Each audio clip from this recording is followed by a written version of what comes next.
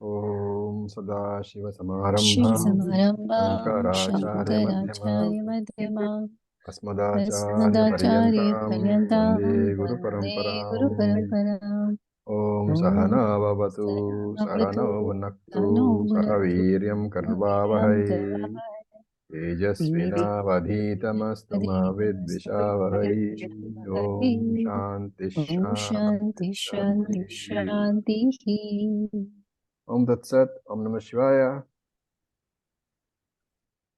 Okay, so Om we are Tat Sat, Om on Namah the 10th Anuvaka. It's a long Anuvaka, so we will see it in portions. We'll see it bit by bit. So we look at the first portion. I will chant and you can chant with me. Na kanchana vasatau pratyachakshita न कंचन वसतौ प्रत्याचक्षित tadvratam Tadvratam तद्व्रतम् tasma vyaya kaya cha vidhaya bhavannam prapnuyat. Tasmadaya तस्माद् Kaya दया Cha कया च Vidya विधया Bhavanam प्रपन्नं Prapnuyat प्राप्नुयात् Radhyasma annam ityachakshate. Aradhasma आराधस्मा Annam अन्नं Ityachakshate त्याचक्षते Etadvai mukhato nagam radham. Etadvai एतद्वै Mukto Annam Radhvam मुखतोन्नगम् Mukhatosma annagam radhyate. Mukto Asma मुखतोऽस्मा Annam अन्नगं राध्यते Radhyate Etadvai madhyato nagam radham. Etadvai एतद्वै Madhyato Annam मध्यतोऽन्नगं राधत्वम् Radhvam Madhyatosma annagam radhyate. Madhyodasma मध्यतोऽस्मा Annagam अन्नगं राध्यते Radhyate Etadvai antato nagam radham. Etadva एत्वा Antato अन्ततोऽन्नगं Annagam राध्वम् Radhyate Radhvam Antatosma annam radhyate. Antato Asma अन्ततोऽस्मा Annam अन्नगं Radhyate राध्यते Okay, so I'll mute all of y'all and we will see what is happening. This is a long Anuvaka, as I said, so we will look at it part by part. So this is the last Anuvaka, and we saw earlier that we had some rhythms and some upasanas there. Now here two more rhythms, two more disciplines are being introduced, and one is Atithi Puja. So it's not correct to say introduced because Atithi Puja is already mentioned in Shiksha Valli. So Atithi Puja is the honoring of the guest. And one more is Annadanam. So two more mandatory vratams which all grahastas, all Vaidikas have to do is honoring the guest, Atithi Puja, and Annadanam, giving charity by way of food grains. And so look at the words, na kanchana vasatau pratyachakshita. Kanchana vasatau. When someone comes, kanchana, when somebody comes, vasatau. Here, vasatau is basically staying with, so he is seeking your shelter. And when you say vasatau, you remember we are talking about atithi vasatau. And therefore, kanchana atithi vasatau. When some guest, atithi, comes to your house seeking shelter, we have to take it as shelter for the day only, or staying overnight only. Why is that? You cannot understand kanchana vasatau to mean somebody who will come to stay for a week. The word Atithi means that who's there only for one day. Atithi's definition is na dvitiya tithi iti atithi. The person who does not stay for more than one tithi. More than one day he does not stay. So one day or one night, whatever. So when this person comes, na pratyachakshita. So Kanchana vasatau, when some guest comes seeking overnight shelter, na pratyachakshita, one should not refuse. Okay. Why should not one refuse? Why can't he go and stay in a hotel? Atithi Devo Bhava, because we have already spoken about an Atithi. It's true, but this is Vedika times. In Vedic times, it was considered a sin, a papam, to sell food and water. And therefore, there were no hotels. Okay. Right? The concept of hotel was unknown because you could not sell food and water. It was papam. So in these old days, travelers therefore had to seek the shelter of the nearest house. That is why it became grahastha dharma. That is, Atithi you have to honor. But today, of course, you can't use that logic because today unknown people are there. It's very risky also. Times have changed. Atithi will come over. Unknown person, if you let into your house, you know what happened, right? So tadvratam. This is the vratam. What is the vratam? Kanchana vasatau, when someone comes to your house seeking your shelter, na pratyachakshita, you should not refuse. Right? Now, how are you supposed to look after the Atithi? So the next line in the Moolam, Tasmad Yaya Kaya Chavidhaya Bhavannam Prapnuyat. So Yaya Kaya Chavidhaya. It's a very strange phrase, right? And so Shankaracharya explains it. Ena Kena Prakarena. Ena Kena Prakarena is what? In Hindi also you can understand. Aise vaise prakar se. What does it mean? In different ways? Somehow or the other. Some legitimately it means somehow or the other. What should you do? Bhavannam prapnuyat. You should have enough annam at your house to feed, to make sure the guest is fed. Okay. So it is not enough to offer the residents. You have also to feed the guest. And therefore he says, Aradhyasma annam itya chakshate. When you break it up, the Aradhyasma becomes Aradhi asmai annam. Iti chakshate. Itya chakshate is I say, I declare. The Grahastha declares, Grahastha itya chakshate. He declares, Asmai Aradhi annam.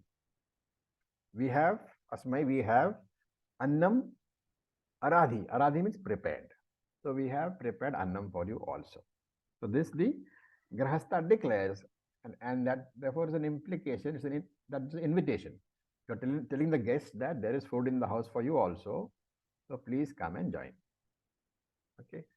So you offer the residents to the Atithi who comes, and then you offer him food also. And remember, all Atithi can be anything, right? He can be a wandering sannyasi, he can be a traveler going for commercial purposes, could be anybody.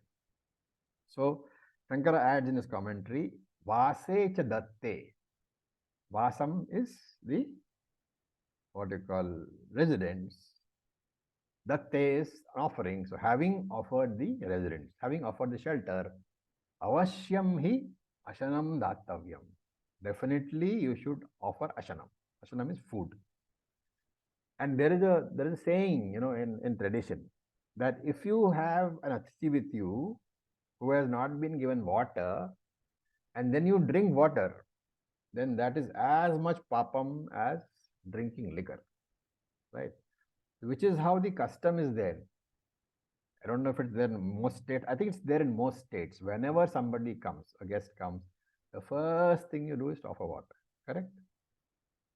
Is it there in all the states? Mostly it will be there, right? So the first thing, that concept of offering water comes from this tradition, which says that if an Atithi is there and he is thirsty and you have not given him water, then if you drink water, there is as much papam as drinking liquor. That's number one. And secondly, it says that if he is hungry and you have not given him food, and then you eat without feeding him, it is equivalent to eating gau mamsam. Gau mamsam is what? Beef, which is strictly forbidden for us. Therefore, both are major, sources of papa. And therefore, when Atithi comes, he should be honored. What it says over there. Okay. Then, etadvai mukhato annam radham. Right? Now, mukhataha means superior. Etadvai mukhato annam radham. How should you prepare the food? Mukhataha. You should prepare good food. Radham is to prepare. Mukhataha annam. Uttama prakarena. The food should be prepared in the best possible way, which also includes your own attitude. Okay, you should not be looking down upon the Atithi. It is an honor to serve him. That is what your attitude should be. So, uttama prakarena, good food, best food, which you yourself eat, you and the family, whatever food you eat, that food should be prepared and served, right?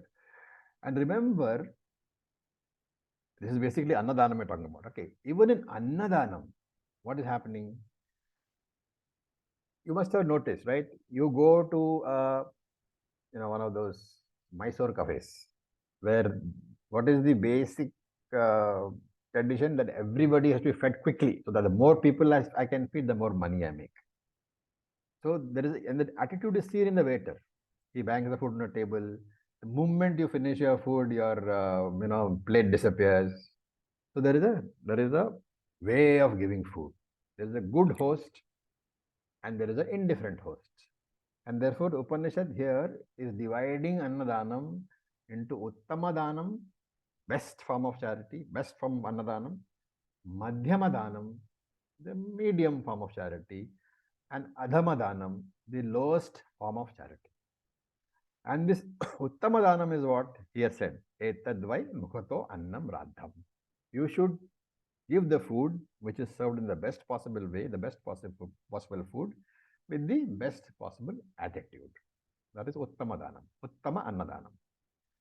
What is the phalam of that? What is the benefit of that? The next line says, Mukhato Asma Annam Radhyate. Mukhato Asma Annam Radhyate. This person who has given the food, this Annadata, will in future receive food in the same manner in which he serves. So since he has served the best food, Mukhatosma Annam Radhate, he will receive best food in future. So this phalam of this giving food, phalam of Annadanam is what? In later years, I will receive my Annam from others. And in the manner in which I have given, in that manner only I will give. If I give happily today, in my old age, my daughter-in-law will be fond of me and she will give me happily, right? If you give grumbling today, your daughter-in-law might still give you, but she'll be grumbly when she gives. So if you give happily today, if you give well today, Uttam Prakarena, you will receive the food also, Uttama Prakarena, when you need it. So it's a fundamental law of the universe. You will be treated as you treat others. The universe is like a mirror, When you smile at the mirror, it smiles back at you. When you frown at the mirror, it doesn't smile back at you. It frowns at you. This is the basic principle of karma. Yatha karma, tatha phalam. As is your karma, so is the phalam. So that is about the uttama prakarena, the best food. And then you can understand the rest. The rest says, etadvai madhyato annam radham, madhyatosma annam radhyate. If the food is prepared and served not in the best manner and not in the worst manner, in a medium sort of a manner, then you, the Annadata, will receive the food in the same way in the future. So giving food, the phalam is receiving food. And how will you receive? That depends upon the attitude with which you give. Right? Then etadvai antato annam radham, antatosma annam radhyate. Antataha is inferior. So if the food is prepared in an inferior manner and given with a bad attitude, you will also get bad food given with a bad attitude. And he says, Ya evam veda. Understand this basic principle. And in banking terms, what does it mean? You can withdraw from your account only what you have deposited. You deposit good actions, you withdraw good phalam. You deposit bad actions, you withdraw only bad phalam, because good actions are not there in your account. And so this is the phalam. He will get the benefit of this phalam. So these are the two ratams. What are the two ratams? Just quickly. Two ratams we have talked about. What are they? Atithi Puja, Annadanam. Atithi Puja, Annadana. Right. Now, in the next line of the mantra, the Shruti introduces some upasanas. Some more upasanas, I should say, because earlier on, upasanas have been talked about. Okay, so we will chant. So please unmute yourself and we will chant. Kshema iti vachi. Kshema iti vachi. Yoga kshema iti pranapanayoh.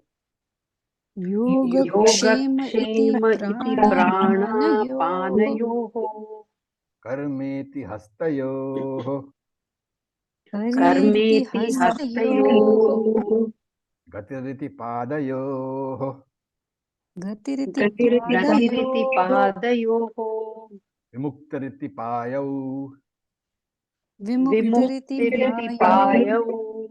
Iti manushi samagnyah. Iti manushi samagyaha. Atha daivihi. Atha Daivihi. Triptriti vrashtau. Triptriti vashtau. Balamiti vidyuti. Balamiti vidyuti. Okay, so I am using you again and we'll look at these ideas.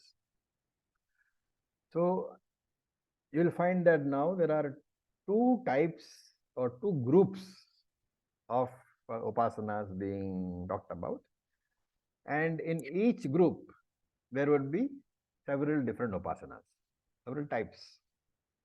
And the first group is Adhyatmika Brahma Upasana. The second group is Adhidaivika Brahma Upasana. That will come separately. So first is Adhyatmika Brahma Upasana. You can understand. Note that every upasana is basically the focus, the meditation is on Brahman only. And therefore, the upasana is called Brahma Upasanam. And there is a Alambanam here. There is a Alambanam, which is the locus for invoking Brahman. And here, the Alambanam will be different organs in the body. So Alambanam you have to understand as the locus of invocation, right? Normally, when you do puja, you have a external locus, like a Shivalinga is a Alambanam, right? But here, the Alambanam is your inside your body, and that is the Adhyatmika, because it is inside the body. Adi Atmika, inside the Atmika. Atmika is Atman. Atman. In this case, Atman means body, so Adi Atman is Adhyatmika. Now, what does he say? Iti manushihi samagyaha. So, manushi here is what? The Adhyatmika. The word Adhyatmika is, manushi means inside the human body. So, that is, we are talking about it as Adhyatmika. And Samagnya is Upasana. Two words are there. Samagnya is Upasana and Adhyatmika is Manushihi. So, when you read Manushi Samagyaha, you have to understand it as Adhyatmika Upasana. So, iti Adhyatmika Upasana. Now comes the Adhyatmika Upasanas. And Brahman you are going to meditate upon as what? As the various faculties of the respective Indriya. It's a very similar story to chapter 10 of the Gita, Vibhuti Yoga. You take each organ and then you meditate upon the functioning of that organ and see that functioning as Ishvara's glory manifesting in that organ. And since the organ is inside you, it is Adhyatmika, but since Brahman is being invoked, it is Brahma Upasana. Therefore, this group is Adhyatmika Brahma Upasanani. Okay. So, of course, one grammatical point for those who know the enough of Sanskrit for that. Manushi is plural. Okay. It has to be converted into Manushyaha. So mentally, when you read Manushihi, you read as Manushyaha Samagyaha. But of course, we don't correct the Veda at all. So what is the first one? Kshema iti vachihi. The first organ is the Vagindriyam, Vachi. And you should meditate, you should invoke Brahman on the Vagindriyam and meditate upon Brahman as what? As Kshema iti. Okay. Kshema means what? Shankara defines. Of course, we all know, but here Shankara defines it. Upapatti Rakshanam. You can understand? Upapatti Rakshanam means the preservation of all that has been acquired. You can take it as your own well-being also. So, Brahman is invoked upon the Vagindriyam and meditated upon as Kshema. You know the word Yoga Kshema, right? Yoga is acquiring, Kshema is preserving, so it should be taken as preservation. And Kshema iti Vachi Brahma Upasita. Therefore, read it as in the form of Kshema, you should meditate upon Brahman, which has been invoked upon the Vagindriyam, the faculty of speech. Now comes the question. How come that the Vagindriyam, the faculty of speech, is to be understood as Kshemaha? Kshemaha means preservation of all the wealth that you're earning. So basically, you can take it as all-round growth for yourself. You know, your growth in your life, well-being in your life. So here, by saying this in a very ingenious manner, what is being conveyed? That if your speech is sweet, is auspicious, it avoids hurting other people, then that auspicious, proper speech can bring around welfare for you in your life. And if your speech is curt and pungent and hurts people, that can bring about your destruction. Right? So we say there is a saying, Lakshmi Vasati Jihva Agre. You know what that means? Lakshmi Vasati Jihva Agre. Very famous saying. What does it mean? Lakshmi on the tongue resides in the tongue. Agre. And the last word? Agre is tip of the tongue. Tip of Lakshmi Vasati Jihva Agre. Lakshmi sits on the tip of the tongue. So you can understand it as the sweet tongue person becomes rich quickly. Right? And the same one ends with Jivhagre Mitra Bandhavaha. Friendship also rests on the tongue. And if your tongue is sharp, you will have no friends. And Bandhanam Chaiva Jihvagre. Bondage also rests on your tongue. If you are, going around giving inflammatory speeches all the time, you will end up in prison also. And ends up by saying, Jihvagre Maranam Dhrivam. Death is sure for one with a sharp tongue. So this is what is being talked about here. By meditating upon Brahman on the tongue as Kshema, preservation, you will know that can come to you only if your tongue is sweet. And so that particular quality also is being meditated upon. And remember that for a person who has a very sweet speech, his other qualities you will ignore. Other shortcomings you will ignore. And that is also being talked about. So in the form of Vak Shakti. Right? So yoga, and the next one is Yoga Kshema iti Prana Panayoho. Yoga Kshema iti Prana Panayoho. So this is the next meditation. May you meditate on Brahman as yoga and Kshema. So first was only Kshema on the tongue. Now he says, may you meditate upon Brahman As yoga iti pranaha means as yoga residing in prana, and kshema as kshema residing in apana. There are two words, yoga kshemaha. There are two locuses, prana apanaha. You have to allocate accordingly. Yoga has to be, Brahman has to be meditated upon as yoga. And what does the yoga mean? Acquisition. It's not got anything to do with yogasanas. This is the yoga of yoga kshema. Yoga of yoga kshema is acquisition, kshema is retention. And therefore, you are going to meditate upon Brahman, invoked upon prana as yogaha, and Brahman invoked upon apanaha as kshemaha. Remember again, I keep repeating this in every class where we talk about prana apana. Prana is prak gamanavan vayuhu, outward going breath, which means prana is exhalation. The normal understanding from Yoga Shastram is what? The other way around. Prana inhalation, apana exhalation. But the definition in Shastram is prak gamanavan vayu is pranaha, and adho gamanavan vayu is apanaha.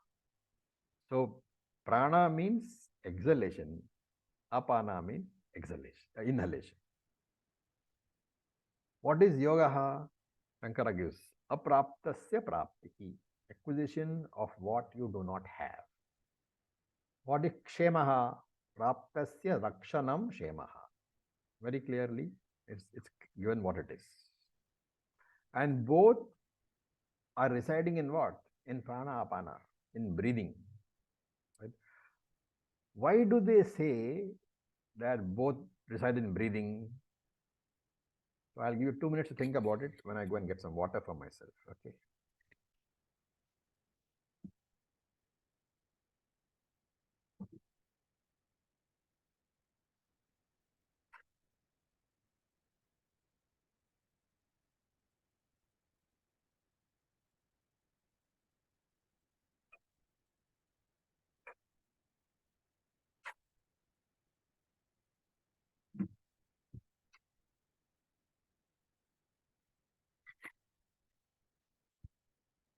All right. So what could be the reason for saying that both yoga and kshema reside in breathing?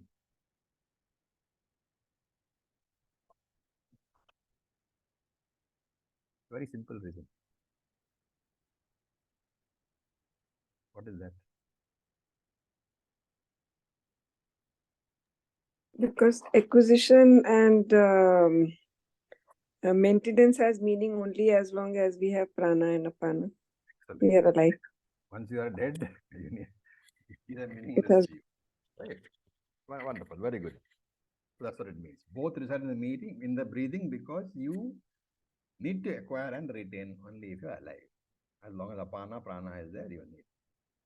So you should, I don't know if you have, there's a story of how much land does a man need. Have you ever read that? Tolstoy. Anybody know what the story is? Okay, nobody knows. So let me tell you the story.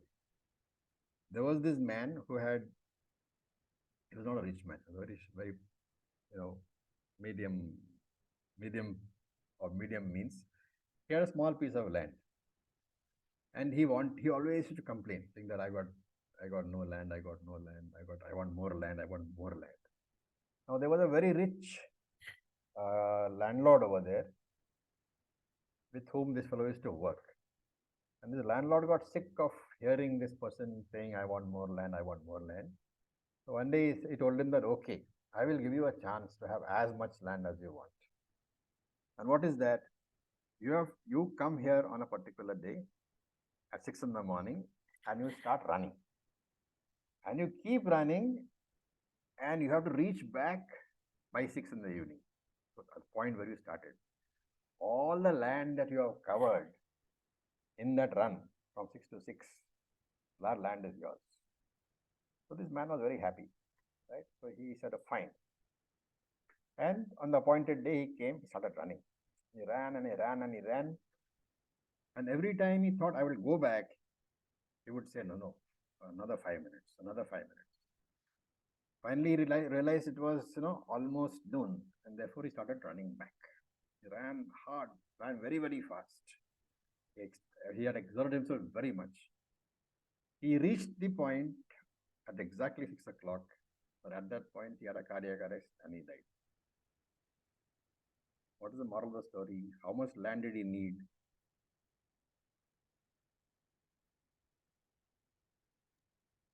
Exactly where his body collapsed. No, he needed 6 feet by 6 feet for his award for the grave. And that is exactly what he is winning here. Right? There is no need for you for any yoga or kshema. Therefore, you should meditate in this manner. Okay. Now we may think that from this meditation, from the upasana, we may think that yoga kshema is the what you call cause of breathing, because you're invoking, right, Brahman and on apana, prana apana as yoga and kshema. But Shankara says no. The cause, the karanam for the breathing is Ishvara alone, and that is why the upasana should be that Brahman alone is present in the breathing as yoga and kshema. It's a very nice explanation, because when we say that you invoke Brahman on prana apana and talk about yoga and kshema, what are you saying? Right? You are actually saying that this yoga and kshema is also nothing but Brahman. Brahman alone is present in the breathing also, in apana as yoga, and in prana as yoga, and apana shiva. That is what you are saying. So you understand that any upasana, the upasyam, the object of upasana, which is Ishvara, he does not change. He is not variable. What is variable is the way that you invoke onto each alambana. So you saw in Vachi it was something, in Prana it is in a different way, and in Apana in a different way. So what you are doing is, in each Indriya, in each alambanam, you are looking at the relative function or relative power of that particular Indriya. Right? That is how it is.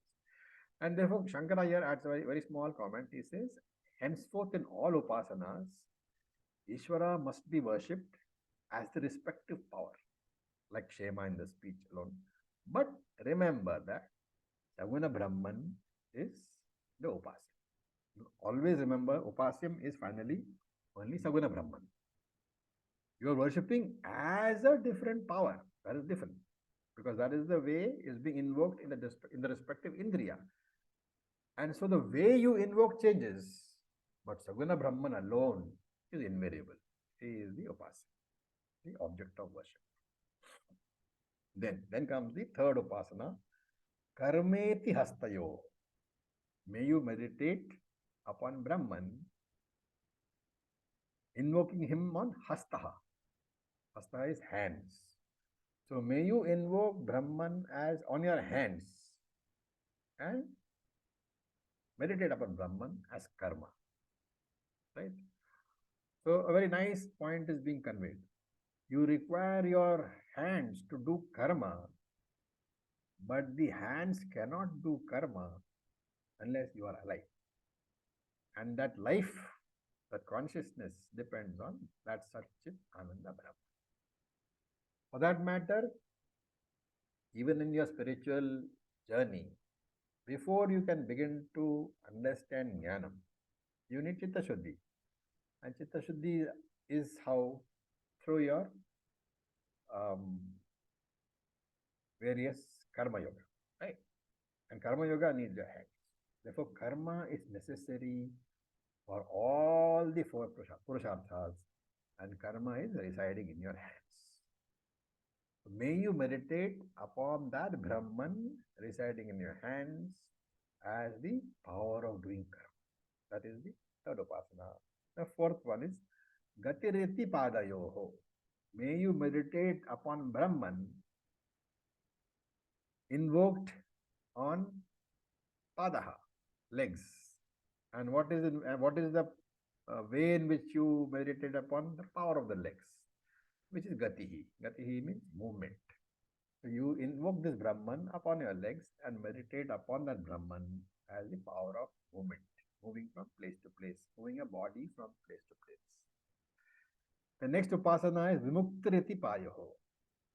So Payu is the anus, the excretory organ. Vimukti means evacuation, right? So may you meditate, may you invoke Brahman upon your anus. And what is the way in which you invoke, in which you meditate? As the power of evacuation which resides in the anus. Okay. Now it may seem very gross, but there is a lesson to be learned here. What is that? You invoke Brahman in everything that you do. You make it a part of your life. Yeah. So But basically, you are saying that every organ in your body, even the organ which you look upon as, you know, associated with excretion, that organ is also sacred. And since all this can be extended to all organs, therefore every organ is sacred, every organ is necessary. Therefore, the entire body, my entire body, I should look upon as divine and sacred.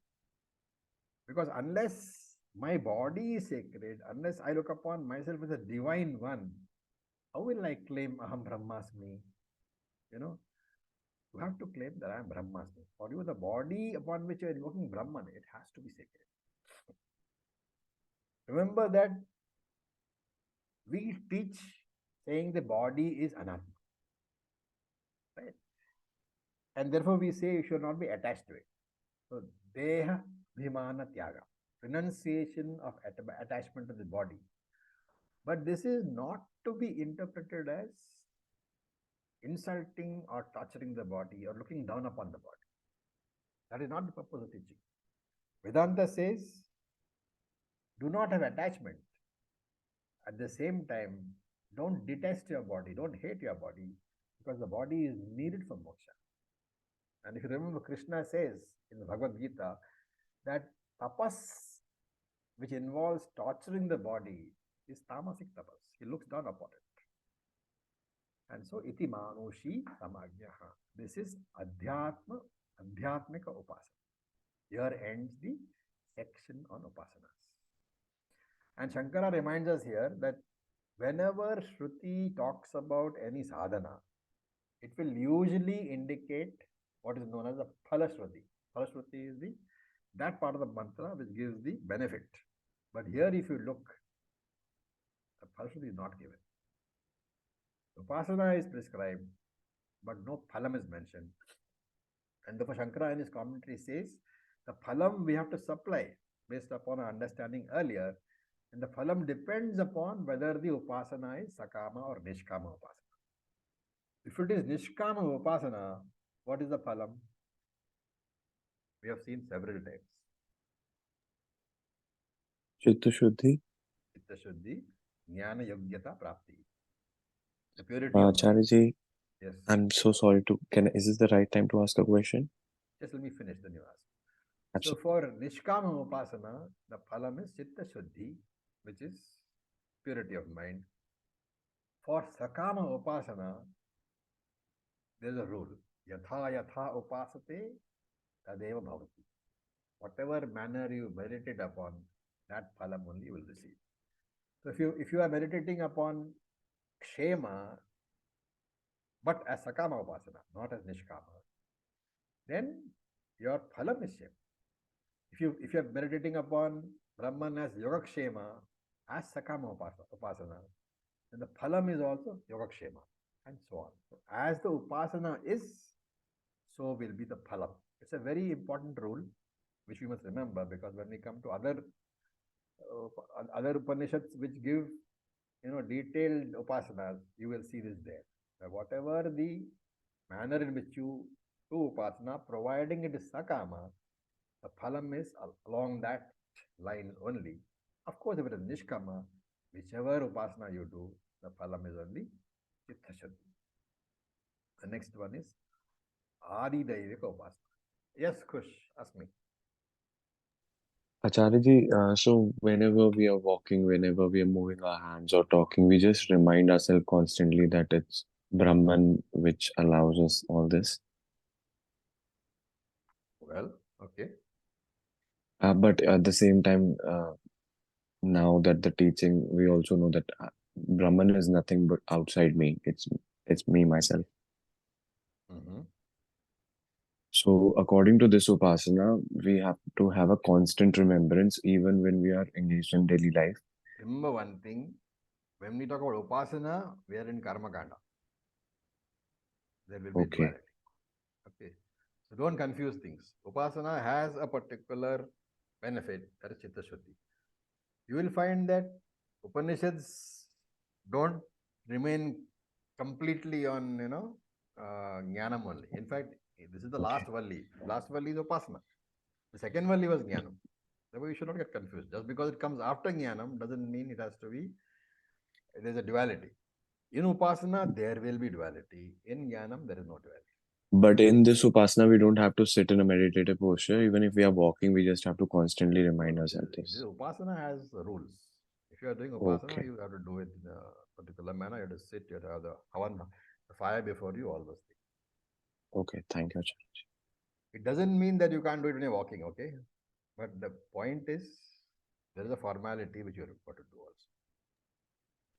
And like you said, Nishkama Upasana will anyways give Chitta Shuddhi, Hmm. which is there. Nishkama upasana, no rules apply. So you can do it however you want. In your head, or if you have Tirshasana also, you can do it. But Sakama upasana, all the rules have to be followed.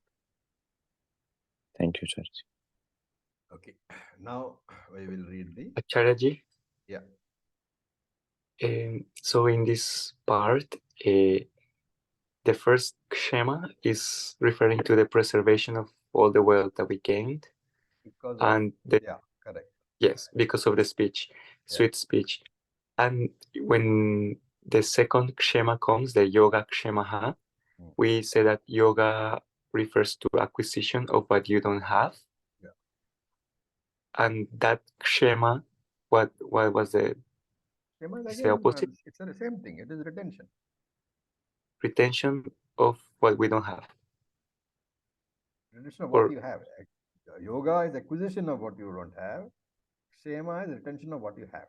Whatever has been acquired through yoga, to retain that is kshema. That meaning of that doesn't change. Yeah. So, but when we say that kshema also is symbolizing like apana. Yeah. What is this? How is this apana connected to the preservation of what we can through yoga? Because if you don't have apana, you are dead. Then you don't need it. Okay. Thank you so much. All right. Okay. Now we look at the next one. This is the third portion. We will chant. Yash iti pashushu. Yash iti pashushu. Jyotirishi nakshatreshu. Jyotirshi nakshatreshu. Prajatirmritamananda ityupasthe. Prajatirmritamananda ityupasthe. Prajatiramritamananda ityupasthe. Sarvamityakashe. Sarvamityakashe. Tat pratishthetyupasita. Tat Pratishthitipasita. Pratishtavan bhavati. Pratishtavan bhavati. Tanmaha ityupasita. Tanmaha ityupasita. Mahan bhavati. Mahan bhavati. Tanmana ityupasita. Tanmana ityupasita. Manavan bhavati. Manavan bhavati.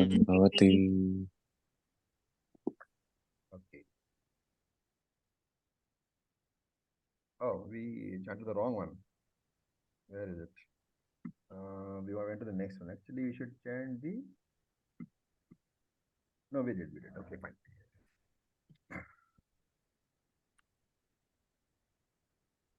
We already chanted part of it, which we have not done as yet. So we will do that. Atha Daivi. Daivi here means Adi Daivika meditation.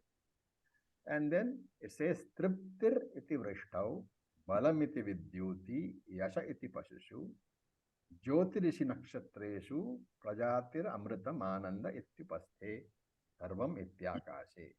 So we have come down to Adi Daivika Upasana.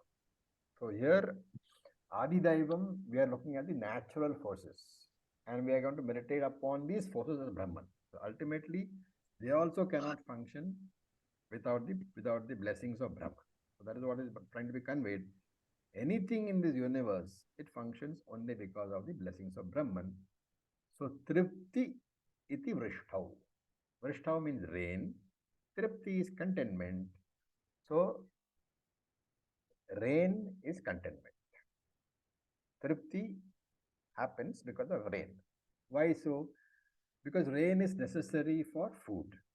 And when rain comes, then only we can get food. Therefore, wherever it rains, we should make sure that the water is utilized properly. And therefore, worship the cause of the rain. What is the cause of the rain? Brahma. So, Brahma Upasita, worship Brahman in what form? By invoking on the rain. And the primary function is what? Rain gives annam.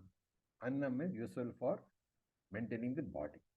Therefore, and that is the contentment. The food you eat, it removes the hunger. That is tripti, that is contentment. So invoke Brahman upon the rain and meditate upon Brahman as the power which gives contentment.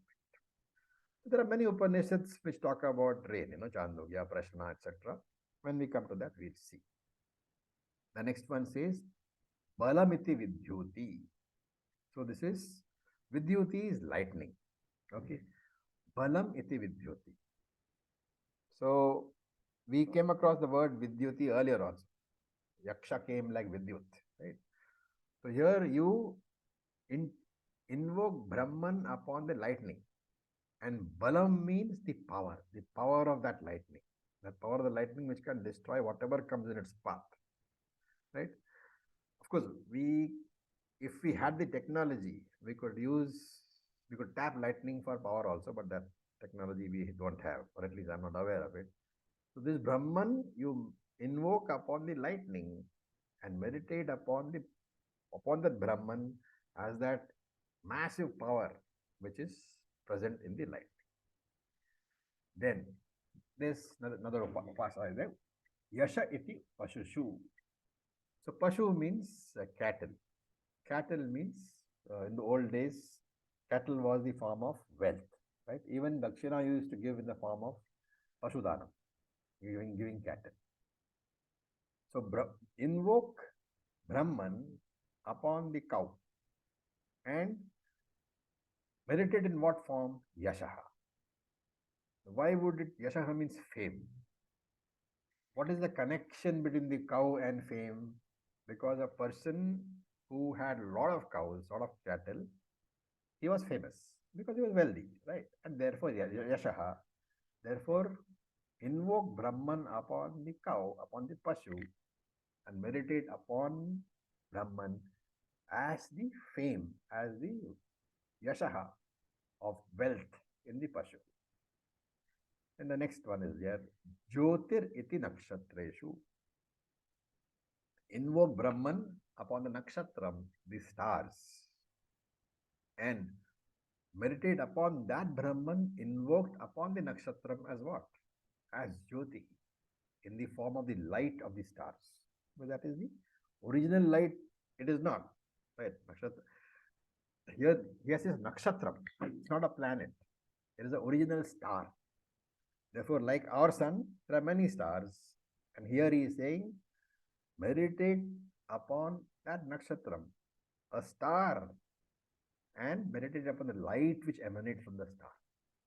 You have to clearly understand that whatever we see in the sky, though we call stars, they are all planets only, right? The nearest star we know is the sun. And the other stars possibly visible only through telescope. Starring star means that which is self-effulgent, that is burns by itself. That is the source of light. And therefore invoke Brahman upon a nakshatram, a star, and meditate upon it as the light. We are not talking about the planets. Planets only borrow the light, right? And we have to think of all these as what? Vishwarupa Upasana only. Whenever you are doing Vishwarupa Upasana, you of course include the world, but we very often forget to include our own body. And therefore we should do that also. Our body is part of the world. Whenever we meditate upon the world, we should meditate upon our body also. As part of that. Then Prajatir Amritam Anandam Ityupasthe. So break it up. Prajatihi Amritam Anandam Iti Upasthe. So Prajatihi Amritam Anandam. Praja means child, right? So Brahman should be invoked upon Upastha. Upastha is the organ of reproduction. Brahman should be invoked upon the organ of reproduction and meditated upon as what? In line with what all we have said, meditated upon as the function of that organ of reproduction. What is the function of the organ of reproduction? To produce children. And therefore invoke Brahman upon the Upastha Indriyam and meditate upon it as Praja, Prajati, children. Okay. Then he says, what does it mean? Amritam. Amritam is in the form of relative immortality. Why do you like children? Because we all like to think that we will live on in the form of our children, right? So that is the reason why we like children so much. And therefore he says, you invoke that Brahman upon the Upastha Indriyam, and the function of the Upastha Indriyam is Amritam Prajatihi, that child which will make you feel immortal. So that is what we should be doing. Okay. Why all this? Because remember that we have discussed earlier that every Vaidika at least should be aware of the three ranams, the three debts which he owes. What are three ranam which you have? Anybody? Every Vaidika has three debts, three major debts which he has to pay back in his life before he dies. What are they? Pitrurana, Devrana, and Guru Rana. Devarana and the third one I'm Rishi Rana. Okay. So Guru Rana, Rishi Rana, whatever. So Devarana is your debt towards Lord. And how would you remove it? In Panchamaha Yajna, you do Deva Yajna. Right? Rishi Ranam is your debt towards the Rishis who provided you the Vedas, who taught the Vedas to you. And you pay back that through Brahma Yajna. That is Veda Dhinam, Veda Parayanam, study of the Vedas. All this is how you pay back Rishi Ranam. And Pitta Yajna is what is being talked about here, right? The third one. Because Devaranam and Rishiranam is not what we are talking about. We are talking about Prajaha, children. So that is Pitranam. And Pitranam, your debt towards your father and forefathers, you should do Pitra Yajna to repay that. And Shastra says it is not sufficient for you to do the Yajna only. Because by doing the Yajna, what will happen? You are repaying the debt to your forefathers, right? To your father and your forefathers. Shastra says you have a further duty. And what is that? That somebody should repay that debt to you also. And arising from this is the thing that I should have children. That Veda makes it mandatory for you to have children. Because during my lifetime, I will do my Pitra Yajna. But after my lifetime, children should do Pitra Yajna to me and to my father, right? So my father will not get that because this Pitra Yajna is meant for 3 generations before. Me, my father and my grandfather. And if I don't have children, then after I die, my father and grandfather will not be getting benefits of the yajna. And the Veda says you have to have children. And in fact, in Manusmriti, it says that these three runs, these three debts, obligations, have to be removed. And then only the Antakaranam is really ready for Jnana. Okay. Right. Now, so Prajati and Amritam are explained. Then there is Sukham. One is supposed to get Ananda through children. And this is the third feature of the Upasta Indriyam, which is Ananda. And therefore, all these three, children, relative immortality, there's Prajati, Praja, Amritam, and Ananda.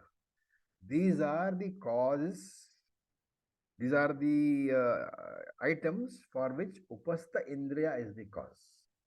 The reproductive organ, on the organ is dependent children, relative immortality in the form of children, and Ananda in the process of getting the children or from the children themselves. And he says all these are what? Brahmaiva. They are all Brahman only. So when you meditate upon all this, the children, the pleasure getting given from the children, and the fact that you feel that you are now immortal because of the children. All these ultimately Brahman only. And so Shankara says here, Brahman alone resides in Upasta in all these three forms. Jati, Amritam, and Ananda. And Brahman therefore is the Upasya. Okay, now there is a small problem here. Do you see a problem? We are talking about Adi Daivika Upasana. Any problem? We started off saying Atha Daiviki. Adi Daivika Upasana. What is the problem?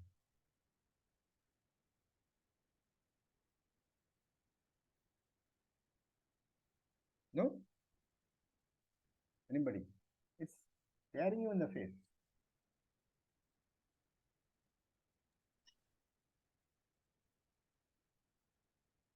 Upastha is what? Adi Daivika or Adi Adhyatmika?